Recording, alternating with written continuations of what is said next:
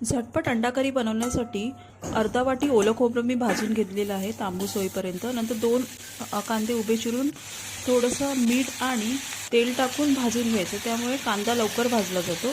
कांद्यामध्येच गरम मसाले, आलं लसूण मिरची भाजून घ्यायची. गरम मसाल्याची पावडर वापरली तरी चालेल. आणि त्यानंतर कोथिंबीर घालून मिक्सरला चांगलं वाटून पेस्ट करायची. फोडणीसाठी तेल चांगलं तापलं की त्याच्यामध्ये 5-6 लसूणच्या पाकळ्या ठेचून घालायचं. त्यात मालवणी मसाला आणि वाटण घालून चांगलं परतवून घ्यायचं तेल सुटेपर्यंत. आणि घालून चवीनुसार मीठ घालून उकळी आणून द्यायची. आणि त्याच उकळत्या ग्रेव्हीमध्ये अंडी फोडून टाकायची. अगदी 3 ते 4 मिनिटात ही अंडा करी आपली रेडी होते. वाफाळत्या भाताबरोबर ही गरमागरम अंडा करी खाण्यामध्ये खूपच मजा येते. नक्की ट्राय करा. रेसिपी आवडली असेल तर लाईक करा, शेअर करा, सबस्क्राईब करा.